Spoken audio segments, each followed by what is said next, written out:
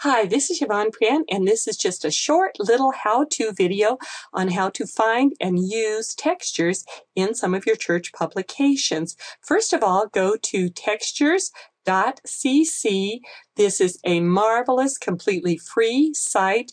You can use them for anything that you want, and as you can see, there's just quite a few textures here that you can use in all kinds of ways, but let me demonstrate one way that I used it. Here we have a texture that I thought was kind of interesting. So all you have to do is you just click on the image, and then when it comes up, you save it wherever you want to save it on your hard drive. Just click save, and then now the next thing that I did is I opened up Paintnet.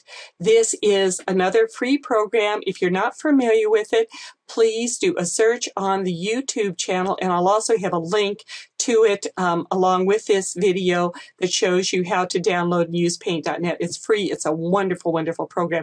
But as you can see, when it comes into the program, it's kind of big. So what we want to do is we want to click on Image, and then we want to resize it. And what I'm going to do, I'm going to say for the width, let's just say 500 pixels. And that makes it a much more manageable size. Now, once you have it there, you can do all kinds of different things with it. Let me show you what I did and then how I used it, and then I'll come back and show you some more things. You go up to the Adjustments command, and then the first thing that I tried is the Invert Colors. Just click on that. And you know, I like that so much, I saved it just as it is. Now, I'm going to come back to this program in a minute, but let me show you what I did with it. When I saw that, I immediately thought, oh, wouldn't that make just the prettiest cover for something for a women's ministry? So I went into my Microsoft Publisher, and this is what I created. This is just a mock-up of something that you might use, say, for a brochure for a women's ministry. I took the basic image. Let me just move all of this out of the way. And as you can see, it wasn't big enough, so I duplicated it to make it go across the entire size for the brochure that I was wanting to create. I had a gap, so I just put in this box, which I wanted anyway because it's not good to print over a design, and then created this brochure. Join us for the women's retreat. Details inside. And you can see you have a very unique, one-of-a-kind, and beautiful texture for your publication. Now, maybe we want something else. Maybe we don't want this soft, sort of brocade-like texture. What else can we do with it? Well, you can always just click the undo button. There we are, back to the original. So let's try some other thing. Let's invert the colors as we did. Let's then go to hue and saturation. I always like to move the bar to the side so I can see what I'm doing. Now notice what happens. Hue is just another, it's a fancy word for whatever color it is. So now we're just going to move it, and look, it turns it into a teal. And then as we go down, it's going into the green shades, and then it's brown, and it ends up kind of a coral color. And it'll do some more changes if we go to the other end of the spectrum. See, here we have everywhere from rose to a purple kind of color. Now, let's say we like the purple saturation. Then by changing that, if we want to increase the saturation, see how that just makes it darker and deeper and richer? If we want to make it lighter, just go down like that.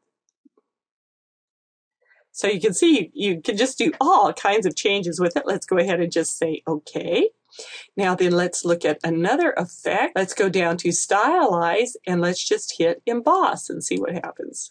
And you notice that it turned it into, it looks kind of like a tin metal, ceiling tile. Or let's go back. Let's try another effect. Let's go to Distort, and then let's see what happens when we pixelate it. Now, this is kind of interesting. As you can see, it just pixelates. It looks just a little bit distorted there. But what I find is interesting with the pixelating is how if you just want a colored background for something of the different squares, you can turn it into that very quickly. And then as you increase the size, see how you can just increase the size of the squares. And so you can come up with some very interesting backgrounds no matter what the original picture, just by using the pixelate command. I'm going to click OK on this. And then let me go back to Adjustments and Hue and Saturation. And then as you can see, from there, you can then change the colors all over again. So you want sort of a pretty tile plaid for something. This is just a short, quick little video just to maybe inspire you to have some fun. If you need some textures, download it. Then go into Paint.net and make whatever changes you want, and you will be able to create a whole group of textures for every imaginable project, every imaginable design, and it's all free. So have a great day serving our Lord in church communication.